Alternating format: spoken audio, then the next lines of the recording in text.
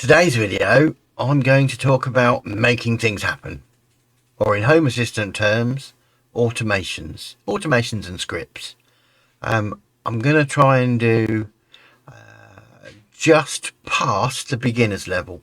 So we'll start at the beginning, but we'll end up doing some slightly more complicated things and being able to do two things at once. So let's roll the credits. I should automate this really, shouldn't I? And get into it.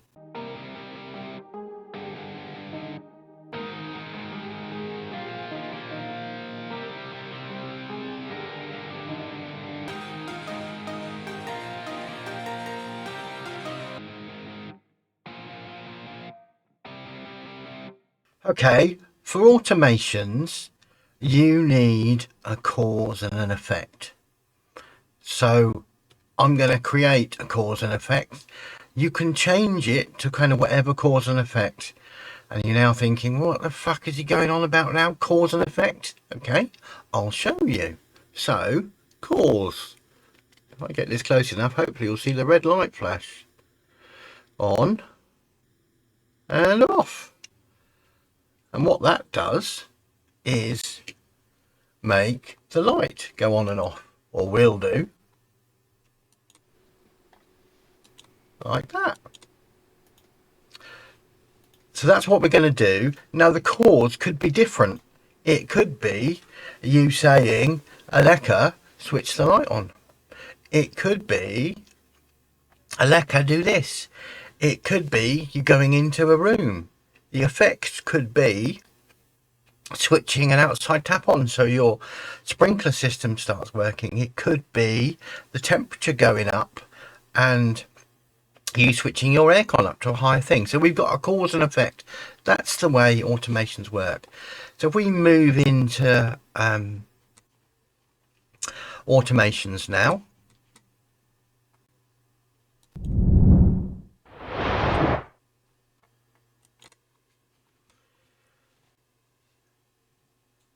so I've got them sorted by last triggered, but let's turn it the other way around. So there's some processes here that have run recently. Door open. Right, first thing we need to do is apologise because my video still recorded but the sound didn't. So we'll just do a voiceover for now. So what I'm doing is I'm getting rid of the things that do things with the door because I don't want them going. So now I'm going to have a tidy up. So I've got lots of different things here that aren't running. So I've got all these, which I'm going to select, which are all disabled. So I don't really want to see them because they'll only confuse me because I've only got a little brain. So I'm going to move them to category of old. I don't need them anymore. If you want to add new categories, you just add categories like that. Okay, and then I'm going to select everything again. And this time get rid of the disabled ones and add everything else to live and working, just like that. So now I've got 3 categories, and what I'm going to do is just show testing. Well, I've got nothing in testing. So what we'll do is we'll create a new automation in testing. Now there's, I've only got one blueprint installed, which I was fiddling with battery levels. So that's what that is. That's come from blueprints. That's where you see where blueprints go. So any second now, I'm going to create a new automation. Come on, Martin. New automation, please. Thank you very much. So as normal, I'm going to do it back to front. So this is the one that's going to switch the light on. So as I normally do, I'm going to click on add action right at the bottom. And I want to switch a light on. So first of all, just try light on, and I've got instructions to do that. So turn the light on, choose the device, there's my light. I'm going to make it green because I fancy green today. There you go. And I think I might turn up the brightness a bit too. Okay, so we got a bright green light. So Let's call it light on, or green light on, probably, knowing me. Okay, we are going to add some other things. It's in the kitchen. And the thing I really need to do is add a category of testing, so I'll be able to see it. I can add labels, I can add a description. I'm going to call it training. Okay, click save. Okay, so when I go back, see, I've just got that green light one there. It just makes life simpler if you could just see what you want to work on. I've closed the wrong thing now. Let's go back in again. Automations and scenes. There we go. There's green light. And I've still got that filter on. Just showing testing things, which I think is really useful.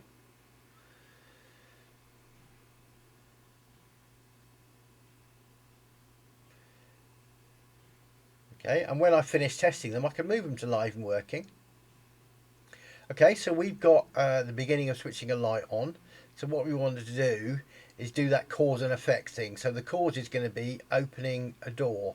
So first of all, I'm trying to look for a door, and there isn't one there. So let's look for a device called door. There's door sensor. So when door sensor gets opened, I want to switch on a light. That's simple. Nothing more complicated than that. So underneath me, I've pressed save, and it's kind of gone back to the beginning. So if I go and get my thing, you can see it says triggered, which I think is really useful in automations. It's not going to do anything when I close it yet, but I can switch it back on again, even though it didn't switch off. So that's the door open side of things. So what I need to do now is think about, I'm going to create a new automation, but this time I want to think about what happens when the door closes. I'm going to switch the light off. It's going to be that light.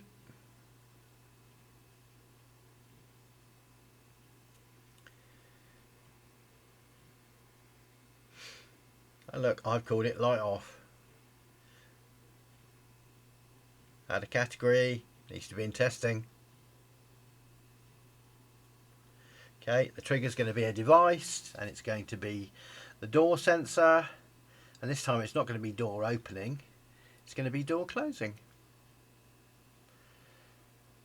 So I've now got a trigger that will switch on the light and a trigger that will switch off the light, and it'll work quite happily. Switches the light on, switches the light off, just like that.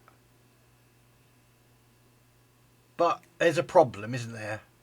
You don't want the light to go off straight away, so we need to kind of improve things. So let's do that now. So let's edit the settings. Now the first thing we're going to do is, having lots of automations is a bit excessive and it'll confuse me. So I'm going to join them together. So what we can do is we'll switch that one off and we'll edit this one. Okay, so we've got when the drawers open. So I'm just going to quickly give it a trigger ID. So that's just giving it a trigger ID, and we'll call that open. Trigger, no, we've done that bit. We then want to go down the bottom here and add a building block. So what I always use is choose. So one of the conditions is triggered by open. Now because I'm lazy, I'm gonna go and find this, go and cut it out there, and when it's triggered by open, we want to add an action that switches the light on. So the light will come on kind of there. So then what we need to do is we need to add another trigger, and it's going to be a device, and it's going to be door sensor. Instead of when it's open, when the door's closed, and again We'll give it an ID and call it closed. So then what we need to do down the bottom here, I can close out option 1, I can add a new option. Add a condition. Triggered by closed. Add an action. Oh no, I don't want to use a device. Just delete that. Add an action. I want light off. Choose a device. Kitchen light. Click save. So it's going to do both now. So we've now got absolutely nowhere from where we were before. And we still have the issue that if I open the door, the light comes on. And if I close the door, the light comes off. So let's think about how we can make things better. So there's a couple of quick and dirty ways of doing this. So what we actually want to happen is we don't want to switch the light off until the door's been closed for, say, 30 seconds. So we go into door closed and say door closed duration 30 seconds and click save. The door close trigger won't get switched on until it's been closed for 30 seconds. Then it will trigger door closed action, which switches the lights off. So that's one way we could have done it. I'm going to cancel that and leave it at nothing. The other way we could have done it is to fiddle with the actions in here. So what you can do is you can add an action called, no, you have to spell things right, otherwise it doesn't work. Wait for time to pass. So I can wait for 30 seconds to pass. Okay, and I'm just going to drag it up above switching the light off. So it makes a little bit more sense. So if it's triggered by the door closed, we wait for 30 seconds and we turn the light off. Simple. It's going to work most of the time. And for our simple use example here, I can't see it being a problem. But these types of delay do not survive a Home Assistant reboot. So if you restarted Home Assistant in between the opening the door and the 30 seconds up, it wouldn't switch the light off. And you're sitting there going, he's talking rubbish again. For lights, it doesn't really matter. But for other things, let's say you're watering the garden and you reboot Home Assistant after it started. You could start flooding your office. So for things like that, you need something that's going to survive a Home Assistant restart. So Home Assistant provides something like that. It's called a timer. So I'm going to go through timers now. They are kind of a way that keeps working after a reboot. So let's do them now. Let's go through what we kind of need for the timer. So it's the same process.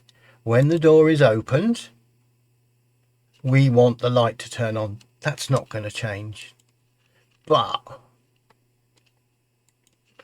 when the door is closed, we don't want the light to turn off no matter what. And we definitely don't want a delay, because I've already said that doesn't survive the reboot. So we're going to remove these two things. I'm just going to can I cut that one? Yeah, I will. Okay, the action's going to be timer. And I'm going to timer start. And it wants to know what timer I want to use. So if I click choose entity, that's really clever because I can create one. So if we call this one timer 1, and we'll give it a digital clock icon, and I'm going to click restore state and time when Home Assistant starts, and click create. Now there's an issue with what's going on here. I'm just going to create a timer 2 as well, just to show how things work. So I'm going to add an action, timer start. You won't need to do this, because I'm just going to show the difference between timer 2. I'll make this one a normal clock, and this time I'm not going to click that button. Okay, so we've got when the door closes, start these timers, and we just need to add some durations to them.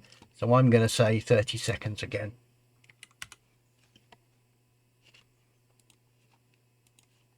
So we got those. And as normal, I'm pressing save quite regularly. Right, so we've got when the door is open, switch the light on. When the door is closed, start those timers. So what we need to do now is when a timer is finished. So there's going to be a new trigger for that.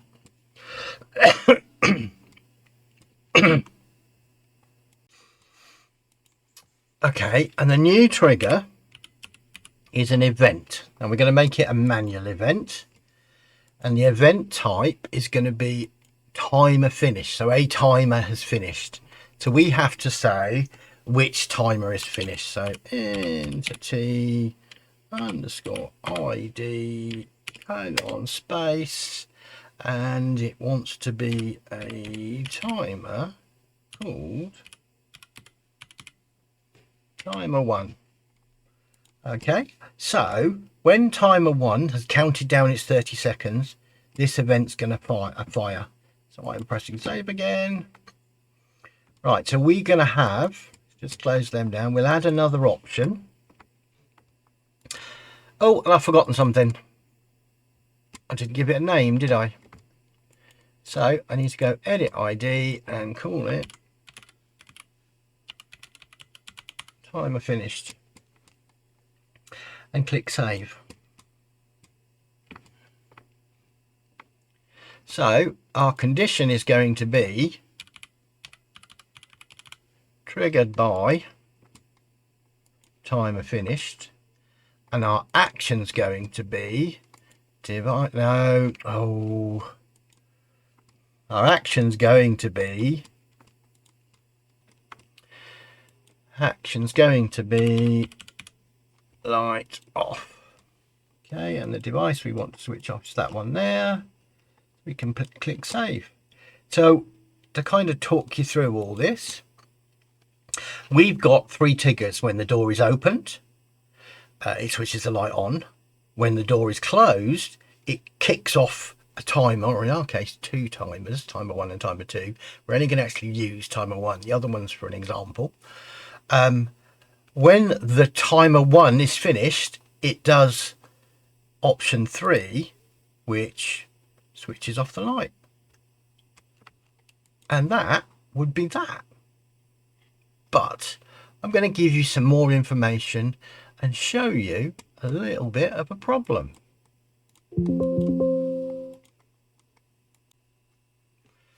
So I'm going to do a little bit of testing and kind of put some things in place, but I could talk you through it, but I'm going to use the magic of the internet.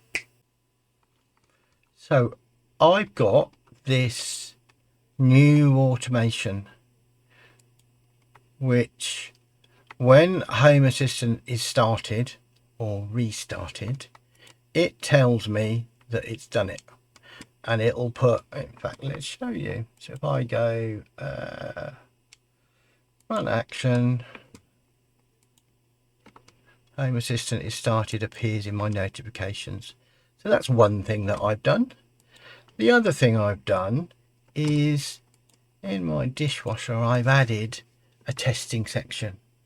So it will show the timers 1 and 2. It'll show the bulb going on and off, and it'll show the sensor opening and closing. Okay, let's give this a go. So open the door, the light is on. Close the door, we can see the timers are starting. So if I quickly go down to developer tools, click restart, restart Home Assistant, restart.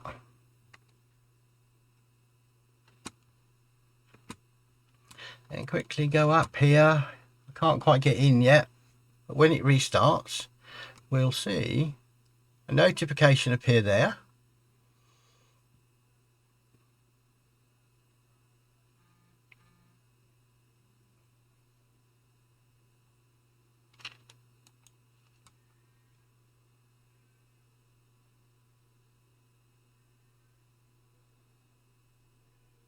So there's the notification saying Home Assistant started.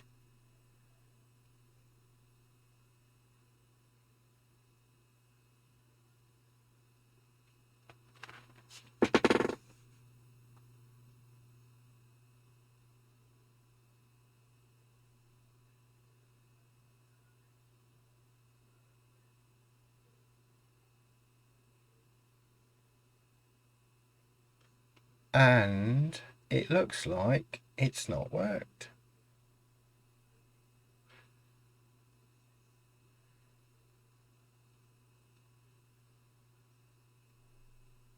Now I've seen this before. It seems to restart the timer again from the beginning. I think there's a bug in Home Assistant. So as you saw, it seems to be 30 seconds after it should have finished, it restarts it from the beginning. And the light is off.